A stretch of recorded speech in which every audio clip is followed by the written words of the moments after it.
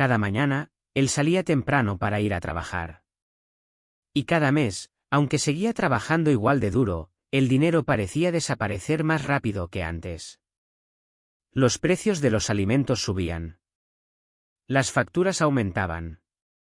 Y cada compra en el supermercado costaba más. Pero lo que más le preocupaba no era una sola compra cara. Era la sensación de que todo comenzaba lentamente a salirse de control.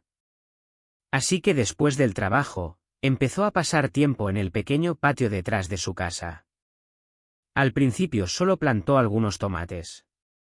Un poco de verdura. Unas pocas filas de patatas. Pero después comenzó a notar algo extraño.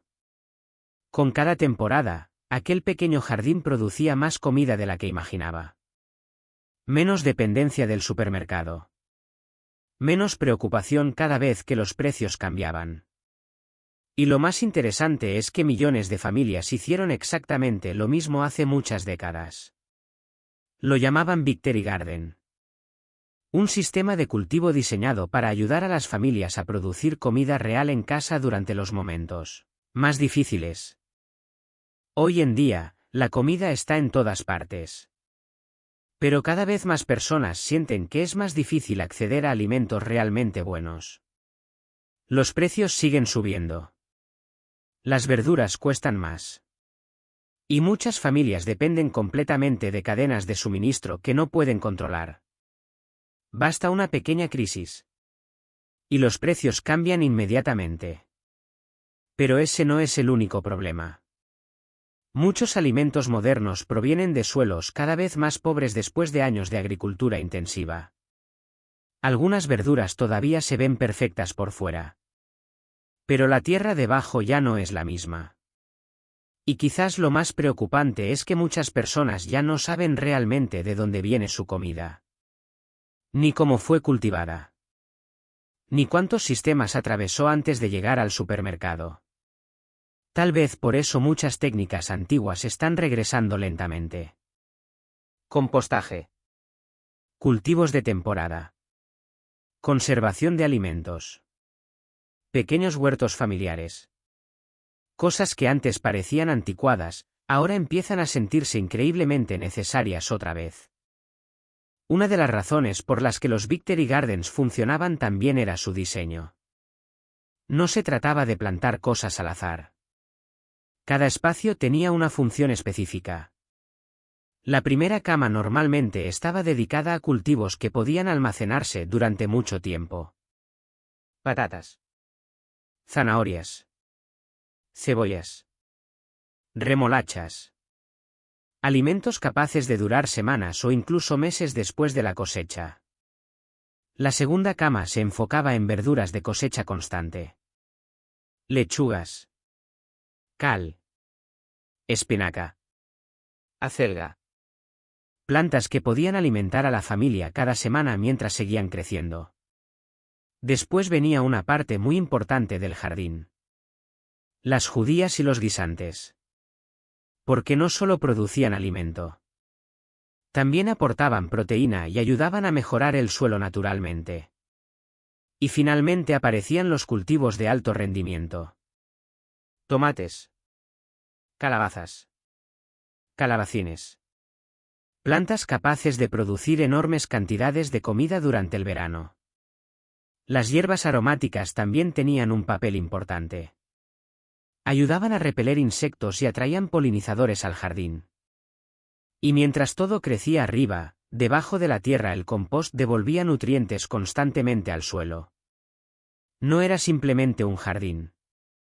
Era un sistema completo diseñado para producir comida real usando un espacio relativamente pequeño. En muchos Victory Gardens, algunas plantas eran consideradas mucho más importantes que otras. Porque no solo llenaban el jardín. Llenaban la despensa.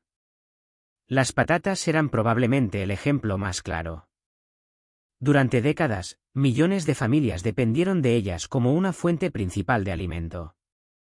La razón era simple. Producían enormes cantidades de calorías usando relativamente poco espacio. Una pequeña sección del jardín podía generar suficiente comida para alimentar a una familia durante semanas. Después aparecían cultivos como las calabazas y los calabacines. Plantas capaces de crecer rápidamente y producir durante gran parte del verano. Y quizás lo más importante era que muchas de estas verduras podían almacenarse bastante tiempo después de la cosecha, porque el objetivo del Victory Garden nunca fue solamente comer bien en verano. Era crear reservas de comida para los meses más difíciles. Pero un jardín no podía depender solamente de verduras y raíces.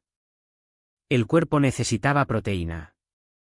Y ahí es donde las judías y los guisantes se volvían fundamentales. Muchas familias cultivaban grandes cantidades porque podían secarse fácilmente y conservarse durante meses sin refrigeración. En tiempos difíciles, eso era extremadamente valioso. Pero estas plantas hacían algo todavía más interesante debajo de la tierra. Mientras crecían, ayudaban a fijar nitrógeno en el suelo. En otras palabras, alimentaban la tierra al mismo tiempo que alimentaban a las personas. Tal vez por eso aparecían constantemente en los sistemas agrícolas tradicionales. Porque no eran solo cultivos. Eran herramientas naturales para mantener fértil el jardín temporada tras temporada. Uno de los mayores errores en muchos huertos modernos es plantar todo al mismo tiempo. Y luego cosechar todo al mismo tiempo. Los Victory Gardens funcionaban de una forma mucho más inteligente. Algunas plantas crecían rápido y alimentaban a la familia en primavera. Después llegaban los tomates, calabacines y verduras del verano. Y finalmente aparecían los cultivos almacenables para otoño e invierno. Eso permitía que siempre hubiera algo produciendo comida en diferentes momentos del año. No existían grandes vacíos entre cosechas. Todo el jardín estaba pensado como un sistema continuo. Porque un huerto eficiente no se trata solo de producir mucho. Se trata de producir constantemente. Quizás una de las partes más importantes del Victory Garden ni siquiera era visible a primera vista. Porque el verdadero corazón del sistema estaba en el compost. Nada se desperdiciaba. Restos de cocina. Hojas secas. Hierba cortada. Plantas viejas. Todo regresaba lentamente a la tierra. Y con el tiempo, el suelo comenzaba a cambiar. Más oscuro. Más húmedo. Más vivo. Mientras muchos sistemas modernos agotan la fertilidad del terreno temporada tras temporada, los antiguos Victory Gardens intentaban hacer exactamente lo contrario. Cada cosecha debía ayudar a mejorar el suelo para la siguiente.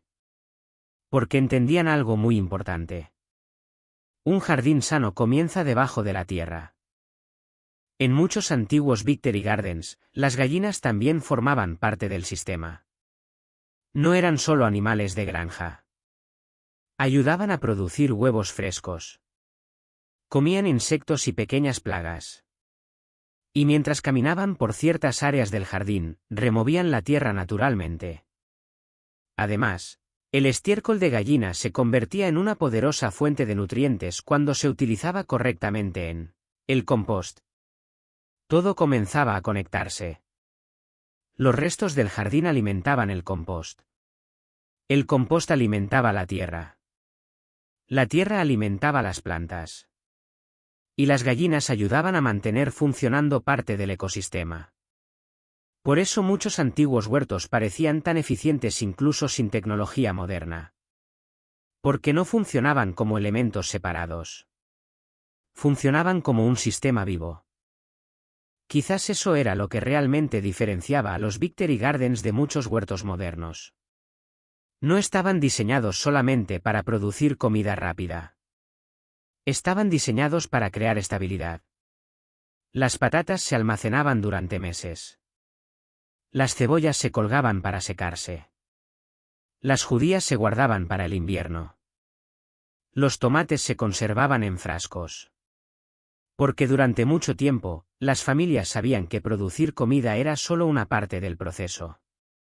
La otra parte era aprender a conservarla. Y tal vez eso sea precisamente lo que vuelve tan interesante este sistema hoy. Porque mientras muchas personas dependen completamente de supermercados y cadenas de suministro, los antiguos Victory Gardens recordaban algo que el mundo moderno parece haber olvidado lentamente. La verdadera seguridad alimentaria comienza cuando una familia puede producir y guardar al menos una parte de su propia comida. Si te gustan los sistemas de autosuficiencia, agricultura natural y huertos inspirados en técnicas antiguas, suscríbete al canal. Porque muchas de las soluciones más inteligentes del futuro podrían venir directamente del pasado.